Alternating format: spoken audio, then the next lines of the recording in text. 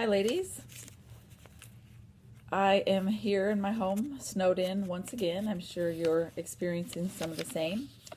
So let's talk about what's coming up and this week's reading. First of all, I sent you all a couple of emails in the last 2 days, one of which was to clarify for the reading task that's due this Friday that there's a list of religious orders that I want you to consider researching. Please pick one of the orders on the list. Make sure you don't do Islam and you don't do Eastern Orthodoxy. Those are different religions, not religious orders within the Catholic Christian tradition. Also, I sent you a second email with the wording that's in the syllabus about the research paper that you're going to write. The paper is not due till April 5th, but you do, not this week, but next week, so Friday, March 1st, you do have an outline of this paper due. I had said this before in a previous video, but the outline would be a keyword outline. It would basically mention the main points and try to be fairly detailed if you can. And if you have an A, there should be a B. If you have a 1, there should be a 2. Those are some basic outline rules. I did post some sample outlines on the module for the week that this is due, which is not this coming week, but the week after. And obviously that means you need to pick a topic. Again, the topic has to be about a woman, an important woman in the history of the church, Catholic Church or Christian. Please don't pick a biblical woman, and try to pick someone who's been mentioned in the book, and maybe a simple look at the index of the book would help you. So you have an outline due on March 1st. I think the outline would be at least a page. And again, it doesn't have to be sentences, but just keywords. You will take the midterm by March 8th, and the works cited page for that paper is due March 22nd, and then again the paper is actually due on April 5th. So you'll do an outline first, a works cited, and then the actual paper. So as far as the reading for this week, let me pull that up. So there's a lot of different topics. You're going to read 3 different chapters, chapter 11, 12, and 13. And the first thing it's going to talk about is basically the eastern half of the Roman Empire. This was considered one whole organization and one church within it. But as you'll see in the reading, a lot of things kind of developed as sort of conflicts between the western part of the church and the eastern part of the church. And one thing in the time that you're reading about, there's a lot of barbarian invasions. And so when the barbarians invaded, they basically made it very difficult politically. There was a lot of political upheaval. And so whenever there was a lot of unrest politically, the church became a lot stronger. And whenever there was a lot of stability for the government, then the church was weaker. And that's what we basically see happen between the West and the East. In the West, there's a lot of political upheaval, but there's a very strong church.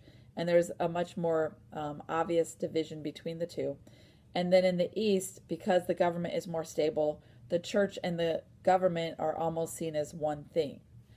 They call this Caesaropapism, but when the emperor has kind of control over the church or is kind of the head person in that church, okay? In the West, they definitely saw the Pope as the head of the church, the emperor as a separate entity, and the two weren't as connected, but in the East, they were totally connected. So you're going to read about some of the emperors in the East and their attempts at unifying the two groups, but that didn't really succeed. Justinian was the emperor who tried to do that. And then there's a lot of kind of conflict. Some of that conflict, the people in the East really referred to themselves as the Orthodox Church, which means the right opinion. And in their opinion, of course, what they were thinking was right. So in the East, their masses were said in Greek, whereas in the West it was in Latin. They had a different kind of idea of the Trinity in the East than they do in the West. They obviously saw that the church and state should be united in the East, where in the West they tried to keep that divided. The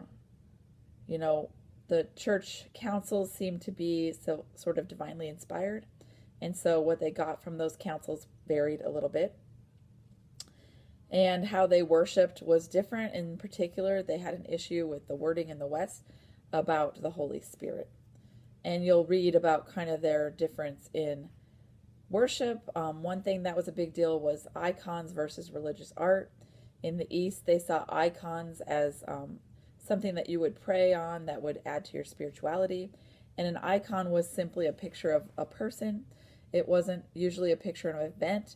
It didn't have much going on in the background.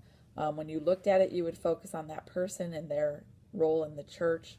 So if you go to an Eastern Orthodox church, you're going to see on their altar this big, giant, beautiful icon screen. And they really reflect on those icons.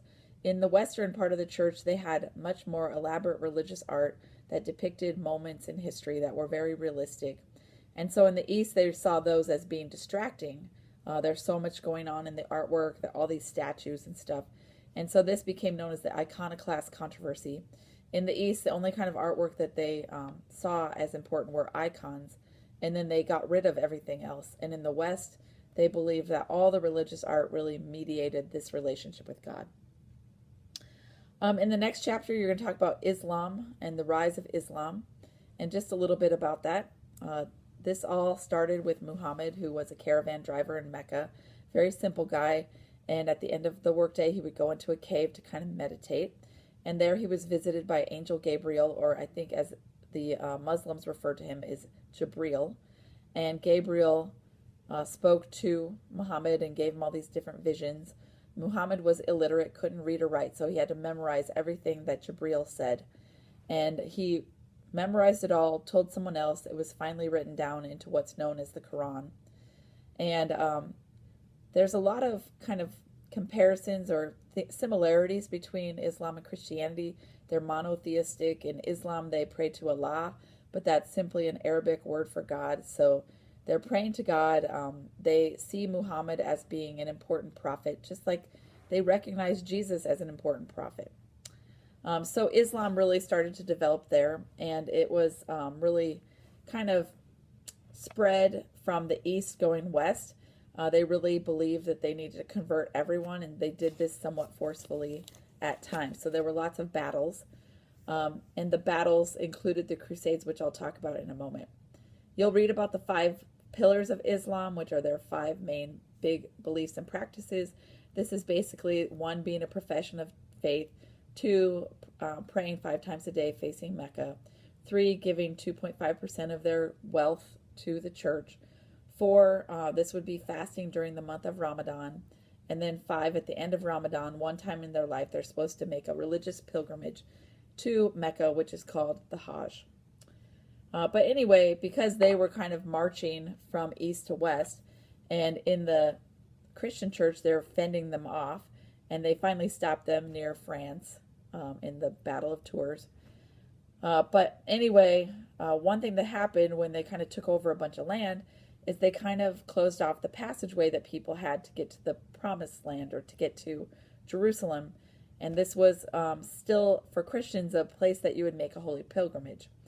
And so this really caused a lot of conflict. So after the East kind of asked the West to work together, and just mind you, this was 50 years after what's known as the Great Schism. The Great Schism is when there was an official split between the Western Church and the Eastern Church. But then 50 years later, they band together to fight off the Muslims in what's known as the Crusades. There were lots of different crusades. The first 4 were the most participated in, with the biggest armies. And the first crusade called all of these different workers in the fields and stuff to become crusaders and to go fight for the Holy Land. So it started off with a good cause. Pope Urban II was the Pope at the time, calling for the crusaders. And actually the first crusade was successful. We were able to open the routes to the Holy Land and for us to take over the Holy Land for a short time. But all of the rest of the crusades were basically events where a lot of people were killed and where we were unsuccessful at gaining control of the Holy Land. And it started to become about these great military leaders and waging these battles, but mostly they were trying to gain personal wealth and stealing from churches and raiding their valuables and their priceless pieces of art. And then that would go into the pockets of the Crusaders instead of trying to get back the Holy Land. Then the last chapter is about monasticism and kind of the developments with monasticism. And Western monasticism kind of developed thanks to John Cassian. and Saint Benedict. And so Saint Benedict wrote a rule. Before this, in the monasteries, they were practicing a lot of really self-harm. They weren't sleeping at all. They weren't eating at all. They were hurting themselves. And they were doing all of this to understand the suffering of Christ. And then along came Saint Benedict, who preached a new rule or order. And basically, his rule was called the middle way, where there was all of those things I just mentioned, but in more moderation. They would still not sleep as much, not eat as much, and spend most of their time in prayer and study. The Middle Ages and the monasteries got a little hazy because of the feudal system. When monks started a monastery, they became vassals to the Lord, and whoever the Lord was might expect them to contribute soldiers for battle, and they had to work land, so that means they had to employ like serfs who would work the land for them, and they became kind of the largest landowner, but also slaveholder, and that wasn't ideal. Also in this time, it was common for the emperors to appoint the bishops, until this one monastery in Cluny opened, and this monastery made it a rule that they would appoint their own bishops, their own leadership, and also they put an end to like the selling of religious goods, and lay investiture again is when the emperor is appointing the bishops. They put an end to that, and so that was a good move. And you'll see also, you'll read about two different popes, both named Pope Gregory, Gregory the First, Gregory the Seventh, and you'll see how between their two examples, the papacy evolved from being kind of like not as powerful to a lot more powerful. And so enjoy the reading for the week. Let me know if you have questions, but definitely pick a topic and start doing research on that so you can make your outline that's due next week. Thank you.